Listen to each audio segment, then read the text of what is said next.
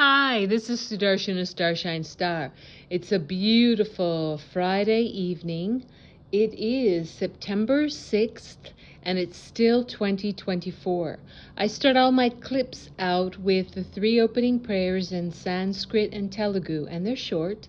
And this is to bless and protect and inspire and sanctify you, me, and this clip. And it's the Guru Mantra, the Ganesha Mantra, and the Gayatri Mantra. Om, Om, Om, Guru Brahma, Guru Vishnu, Guru Devo Maheshwaraha, Guru Sakshat Parabrahmam, Tasmahi Sri Guruve Namaha. Om Suklam Bharataram Vishnum Sashivarnam Chatubhujam Prasanavaranam Dhyaye Sarva Vignopashante. Om Bhur Bhuvasuvaha Tatsavitur Varinyam Bhago Devasya Dhimahi Dhiyo Yo Naha Prachodayat. Om Shanti, Shanti, Shanti. Okay, I want to make this short and sweet. I've been seeing since yesterday on the socials and just checking a little bit right now, and so many news stories coming out about how people are talking about how they see the National Guard and the Marines taking over all the hotels in New York City and in other places. So I felt inspired to share this quick story. Let me see. I want to just try to make it as clear and quick as possible. First of all, for those that don't know me, I have a YouTube channel, which is called It's the Dazzling of the Light, and it has over 100 clips on it. Check it out. I think you'll really like it. Or you can also go to YouTube and just type in at Sudarshana Starshine Star to access all my clips there. I like to post on my TikTok, which is Mahakali Yeshua 9, and my username there is at Starshine Star 909. I'm also on Instagram and X,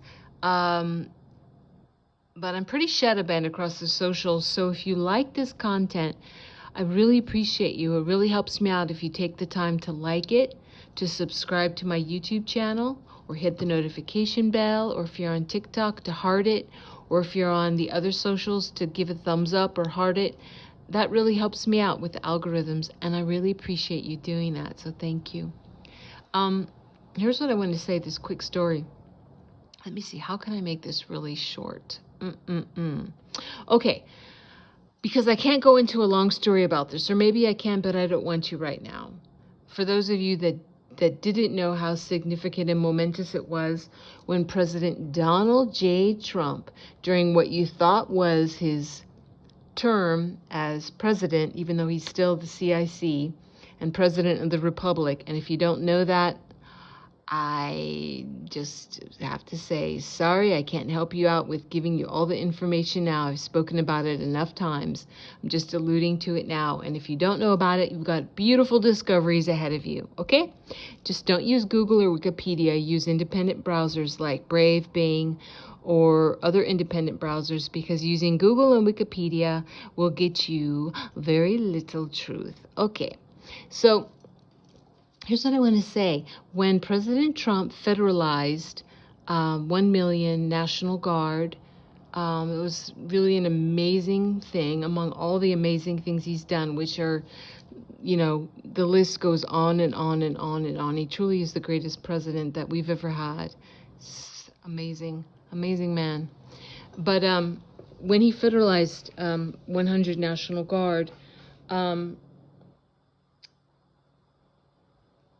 here's what I've shared with people that are close to me out of my own direct experience, but I really didn't post about it on socials because it was just my own inner confirmation, and I just shared it with some family and friends and people that are close with me as just like a fun thumbs up, wink, wink confirmation. You know, I'm a person who does this. I am not against technology. I think technology is fabulous.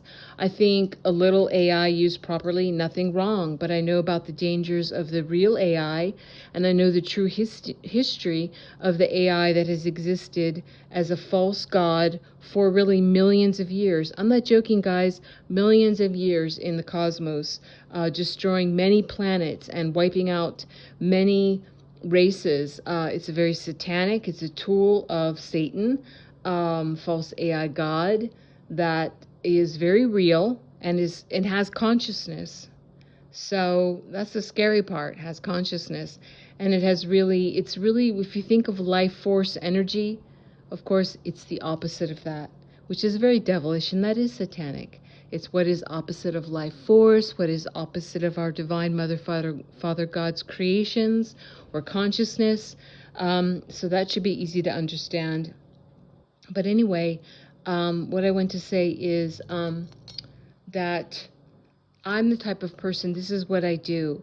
I take the time to, while I do use technology, obviously, I take the time to, whether it's like retail things or bill paying or cell phone things, whatever across the board, I take the time to speak to humans. I take the time, I wait on the long hold calls if that's what's necessary. I use my precious, valuable life force energy time to support the humans having jobs, not just having everything going to AI. And I do it with a glad heart. I'm not victimized by anything. I do it because I choose to, and it's my honor and my joy to do so. However, for some years, after ostensibly what looked like on the surface that President Donald John Trump was not president of America anymore, which hasn't been true. He is the president he had to be president of the corporation of the United States of America that subverted my country, the United States, for America in 1871 and hijacked it and turned it into a corporation. He had to be president of that corporation. That's just part of the game playing and part of the great cleanup precursors. But he also, a few years ago, was reinstated as the 19th president of the Republic of America, the Constitutional Republic. And that is what the white hats are, the good guys, not just in America, but across the globe, across the earth realm, across this toroidal, wonderful, divine earth realm, and off planet as well, because we do have incredible off planet help, benevolent help, as well as a lot of nasty off-planet beings that we're still fighting and battling against, because we are in the Second American Revolution, and we are in World War IV, counting the Cold War as World War III. We are in World War IV, which is mainly a consciousness war. It's mainly a spiritual war, dark against light, the greatest that has ever been. And it's a digital war, and it's a war for souls of the humans. And it's also, as we know, if you look at Ukraine and Russia, if you look at Israel and Gaza, if you look at many different places on the globe, it's also a very blood-spilling, real, corporeal, bloody war. It's all of those. But I take the time to interact with humans, and I just want to put this out there. This is just how it's been. Those of you that are in the United States will know what I'm talking about. Several years ago, before Amazon really hit the scene and kind of took over everything, if you were helped by any customer service representatives on the phone, from any retail things, or if you're paying your bill or whatever it was, bills across the board, excuse me, the representatives were many times from India for a long time, with their names and their accents, and they would tell you they're from India.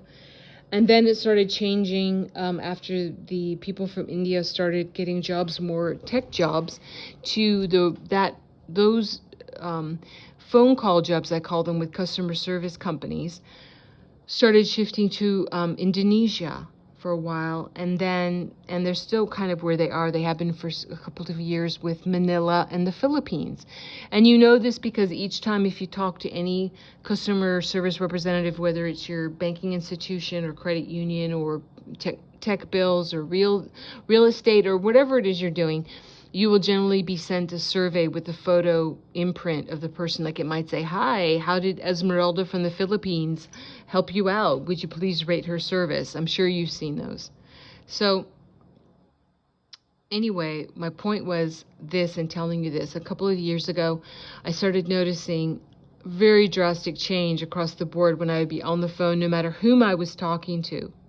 Whether I was ordering essential oils or dealing with athletic wear subscription services or banking institutions or AT&T, no matter whom it was, all of a sudden everyone was replaced in answering the phone by all very military voiced males in their 20s, from early 20s to mid 20s, to from their voices sounding like they were maybe 27, 28, but generally early to mid 20s, completely American.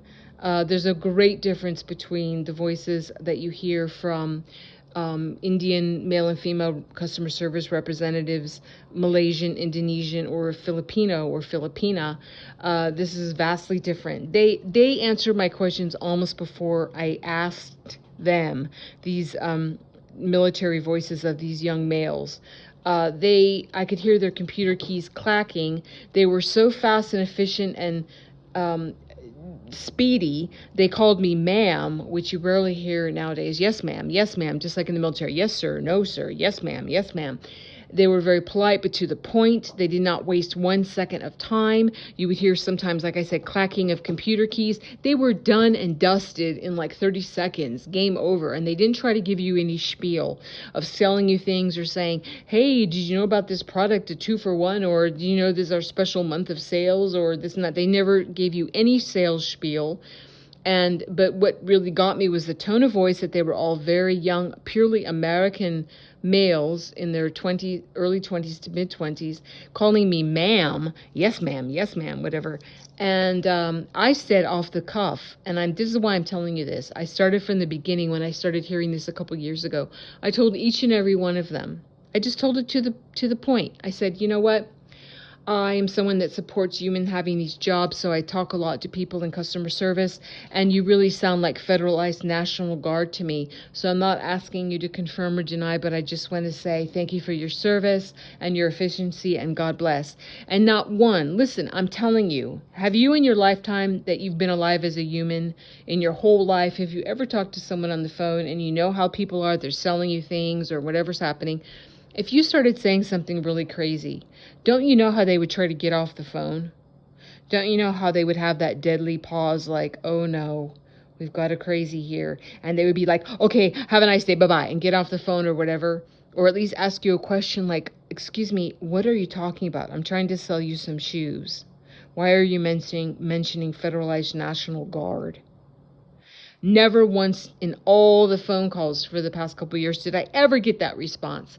I only sometimes got a slight pause with chuckles.